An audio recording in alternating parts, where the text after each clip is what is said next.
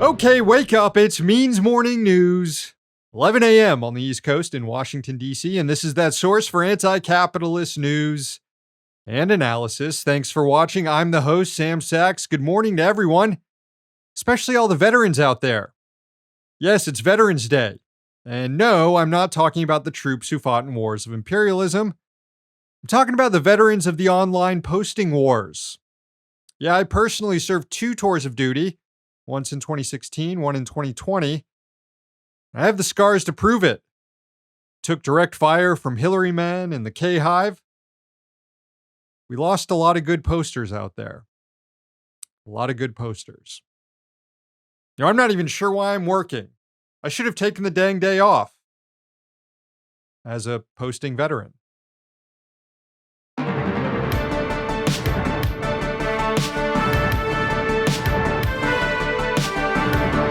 Some of the nation's most notorious capitalists placed risky bets, so naturally it's working people who are facing the consequences now.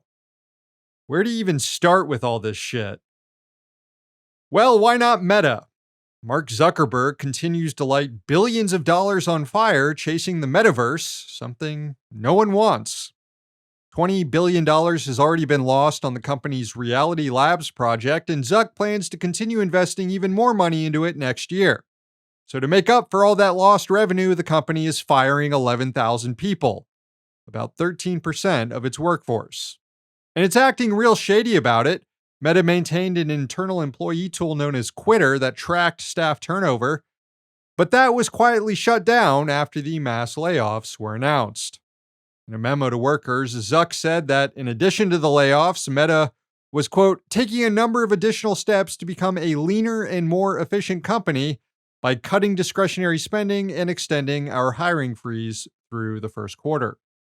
Zuckerberg did admit to significantly increasing investments at the company that, quote, did not play out the way I expected.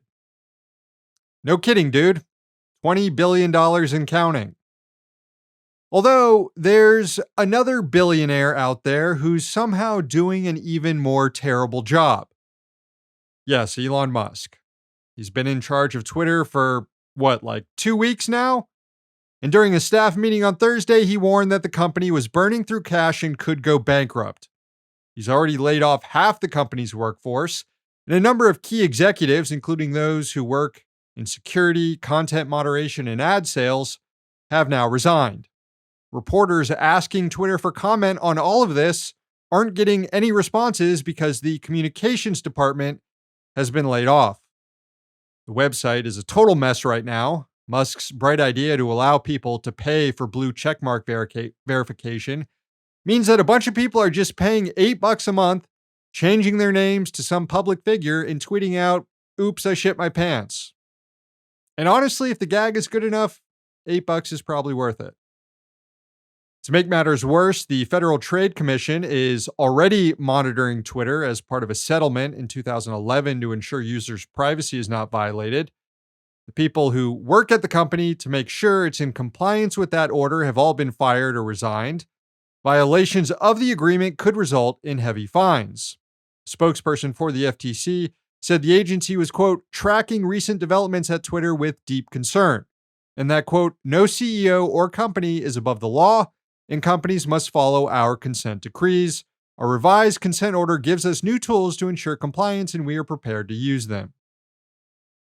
Musk this week disclosed that he had sold another $4 billion of his Tesla stock, which he claimed to Twitter employees he used to inject cash into the social media company. Tesla is also reeling from its CEO's erratic behavior.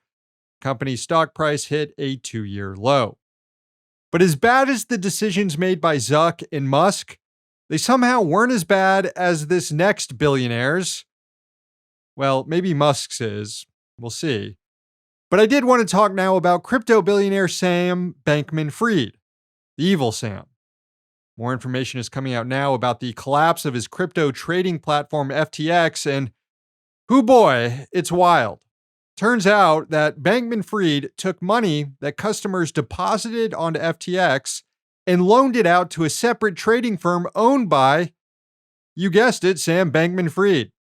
That firm, Alameda Research, engaged in all sorts of risky schemes that went belly up as the crypto bubble popped. Sources told the Wall Street Journal that Alameda Research, owned by Sam Bankman-Fried, owes $10 billion to FTX, also owned by Sam Bankman-Fried. That $10 billion is more than half of FTX's customer assets. And so, when the company was hit earlier this week with a run of withdrawal requests, it had to freeze all withdrawals because it simply didn't have the money to cover them. Pretty bad. I guess we know why FTX's rival trading platform, Binance, that FTX sought a bailout from, was like, nah, this is too big of a goddamn mess even for us. Bankman-Fried's reaction to his company turning into a dumpster fire? Well, it's a Twitter thread in which he said, quote, "I'm sorry. That's the biggest thing. I fucked up and should have done better. Hey, I stole $10 billion and lost it gambling on wizard coins on the internet. But the biggest thing you need to know is, I'm sorry. Hey, man, I fucked up, okay?" The Department of Justice is now investigating FTX, though it's unclear what laws Bankman-Fried broke given how totally unregulated the crypto industry is. Anyway, Zuck, Musk, Bankman-Fried, these are the people that capitalism elevated to controlling some of the commanding heights of our economy, and all of them are either stupid as shit or engaged in blatant fraud, or both. And I haven't even mentioned Jeff Bezos, who is right now being sued by a former housekeeper for racial discrimination and being prevented from taking breaks or going to the bathroom while they were cleaning his mansion. We don't need billionaires. And with just a little economic planning, we can get rid of them and make sure they never come back.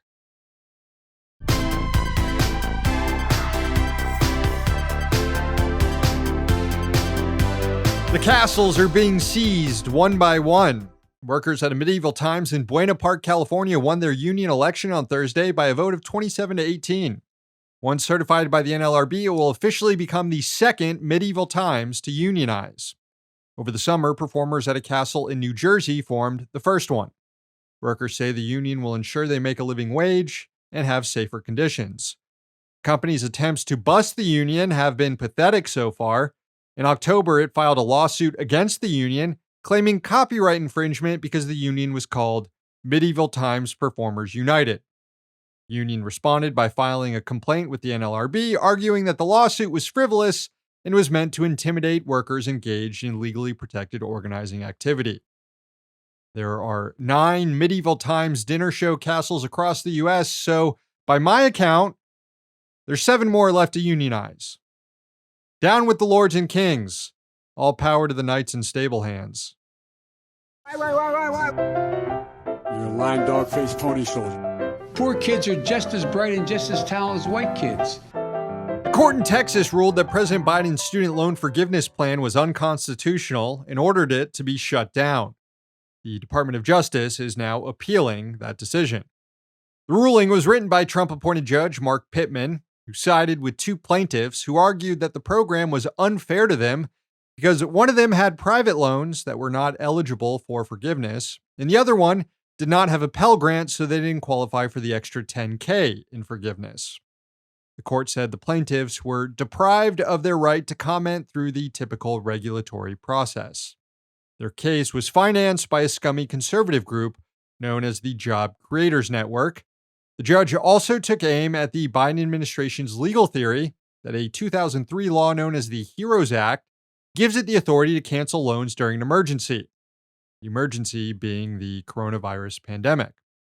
Judge Pittman wrote in his decision, quote, "In this case, the HEROES Act, a law to provide loan assistance to military personnel defending our nation, does not provide the executive branch clear congressional authorization to create a $400 billion student loan forgiveness program. The program is thus an unconstitutional exercise of Congress's legislative power and must be vacated."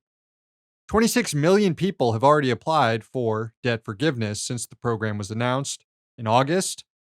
House Speaker Nancy Pelosi shares some of the blame here.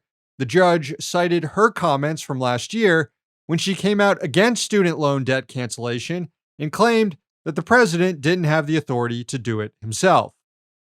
This is one of several lawsuits that reactionaries have launched against the debt forgiveness plan. Many have been tossed out due to a lack of standing. Another one is still under consideration in the U.S. Court of Appeals for the Eighth Circuit. All signs point to this issue eventually being settled in the Supreme Court. In one way, the Biden administration could have staved off this challenge and future challenges was to cancel all the debt for everyone. Instead, it means tested the program and restricted it to only certain borrowers. Also, instead of relying on the HEROES Act, the administration could have grounded its legal justification in the much stronger Higher Education Act, which doesn't depend on there being a national emergency to carry out broad debt forgiveness. The Biden White House chose to use the weaker authority instead, so as not to set a precedent for future student loan forgiveness. And now it might not get any student loan debt canceled. One thing the administration must immediately do now in response to this court decision is cancel plans to restart student loan repayments next year. They've been on pause since the start of the pandemic. Might as well extend that pause because a lot of folks simply aren't going to pay them back, especially now that canceling the loans was dangled in front of them, and then it looks like snatched away.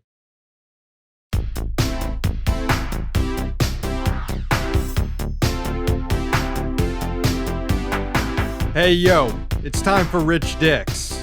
Let's check out those nominations on social media. Got a nomination for Peter Thiel, who this week purchased a U.S. Senate seat in Ohio. He gave more money to J.D. Vance than anyone has ever given to a Senate candidate. And it paid off, I guess, since Vance won. We'll see what Thiel gets in return. Perhaps a law legalizing human blood harvesting for billionaires. We also got a nomination for Elon Musk and a nomination for Sam Bankman-Fried. Both clearly rich dicks, but we already covered their exploits at the top of the show. Also got a nomination for LA mayoral candidate Rick Caruso, who currently holds a narrow lead in the race with lots of votes still to be counted. He's a rich landlord who has campaigned on making the lives of homeless people even more miserable. And he also has a history of donating to anti-abortion candidates. Pretty strong nomination, if you ask me. And of course, we can't forget about Rona, who nominated all the goddamn landlords. Thanks for all the input, gang. But this week's Rich Dick is Delta CEO Ed Bastian.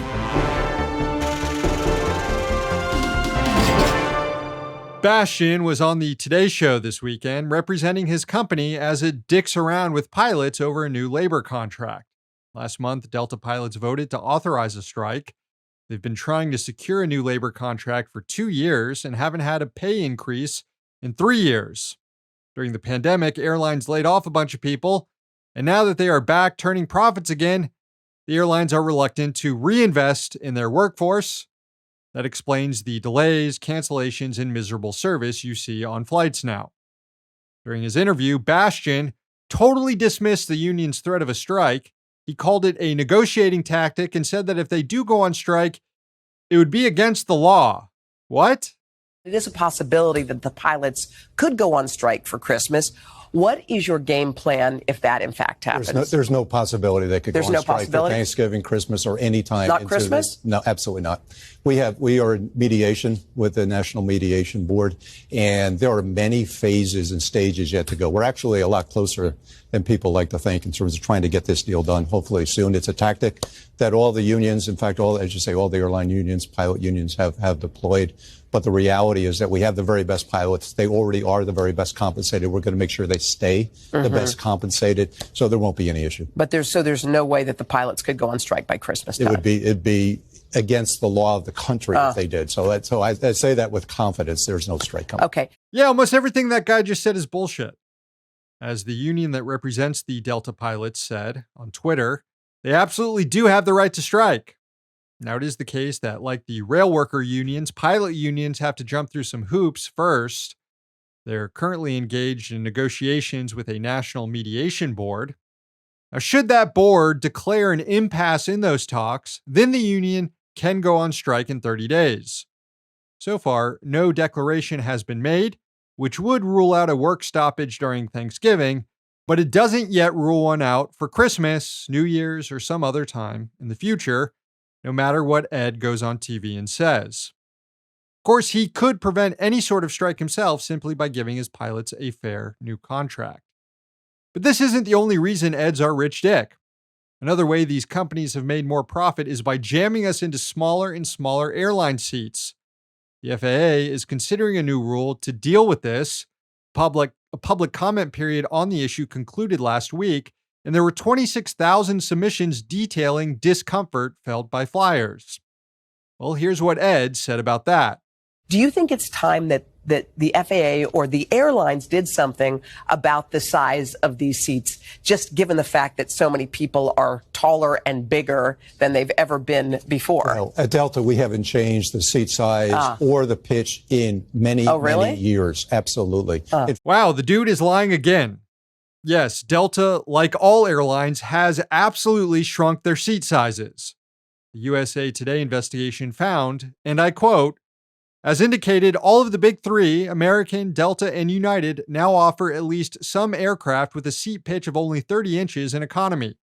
In years past, 31 or 32 inches were the absolute minimums.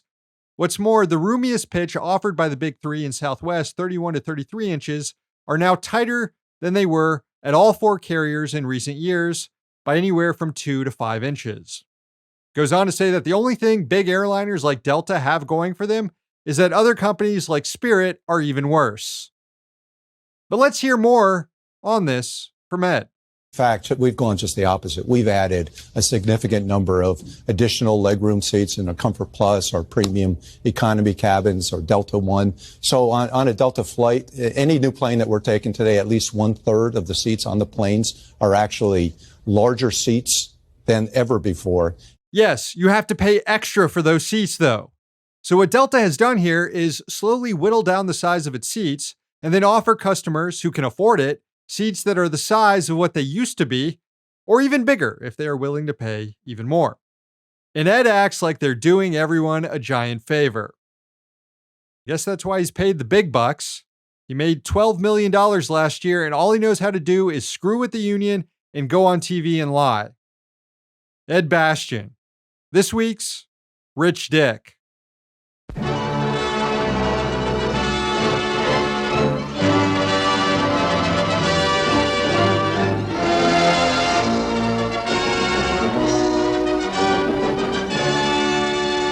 Well, friends, we're nearing the end of the Friday show, which means it's time to look back through history at events that have shaped the working class. That's right, it's This Week in Working Class History. Let's crack open the archives. We begin with the big one, the start of the Bolshevik Revolution in Russia. This week in 1917, communists, anarchists, and socialist revolutionaries joined together to overthrow the provisional government in Petrograd, led by Alexander Kerensky, who had been installed at the beginning of the year following a mini-revolution that led to the ouster of Tsar Nicholas II. So key government buildings occupied, and the Winter Palace, where the Tsar and his family were under house arrest, was stormed. Didn't end well for the Romanov family. It would also be a long struggle for the revolutionaries in building a workers' state. After the fall of the Kerensky government, the country descended into a civil war, with counter-revolutionary forces being aided by foreign countries. The events of that week would influence what happened 2 years later this week in the United States with the Palmer raids, authorized by President Woodrow Wilson and conducted by Attorney General A. Mitchell Palmer. Federal authorities conducted hundreds of raids across the country targeting left-wing political radicals and labor leaders under the guise that they were Russian communists trying to overthrow the government. The date chosen for the operation was the second anniversary of the Bolshevik Revolution, and the main target of the raids was the Union of Russian Workers, an organization of Russian immigrants living in the U.S., many of them anarchists. Most of the 3,000 people rounded up, though, were immigrants from Italy and Eastern Europe. Many weren't even involved in radical politics at all and just got swept up. Hundreds would go on to be deported. All of this occurred at the height of the nation's first Red Scare, and raids would continue into the following year of 1920. Next up, this week in 1933 marked a major labor strike against the Hormel meatpacking plant, The workers there organized themselves into the Independent Union of All Workers and began agitating for higher wages and better working conditions. They also demanded that women workers get paid the same as men. The company refused to recognize the union, however, or meet any of the demands, so workers went on strike. And when the company brought in scabs, about 400 striking workers stormed the plant, breaking windows, chasing off the scabs and security guards, and they told the bosses to leave the facility and that the workers were now in control. It would mark the first sit-down labor strike in U.S. history. And only after the governor refused the company's request to send in the National Guard to break the strike did bosses agree to negotiate with workers. In the end, a settlement was reached that included pay increases.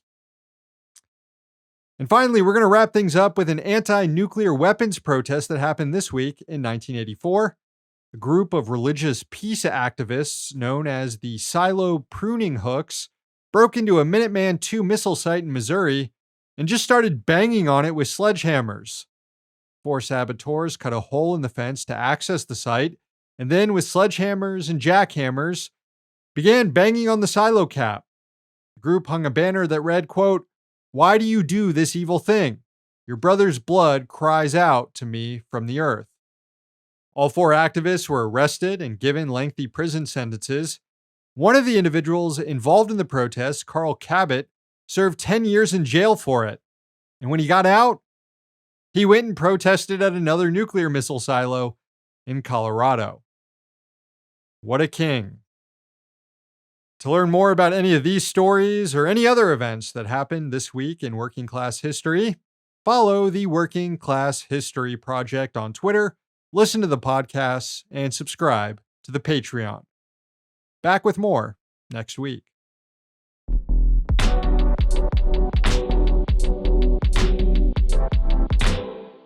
The week ends with a sunrise from Ohio. It was sent in by Miranda from Tinkers Creek in Cleveland. Enjoy.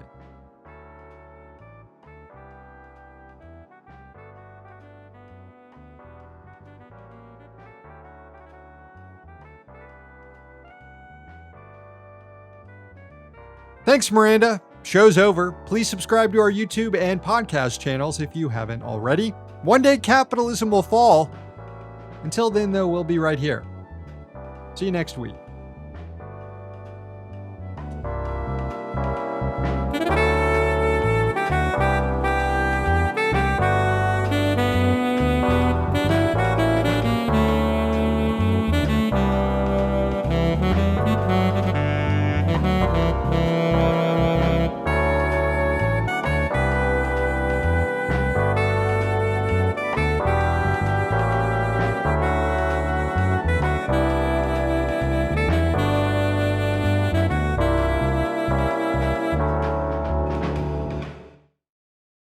Hey, thanks for watching. Hit the subscribe button so you don't miss any of our new videos. Also, if you want to see Means Morning News in its complete form, not just the clips we post here, head on over to Means TV and get access to all our new episodes and our entire backlog, plus tons of other great movies and original TV shows.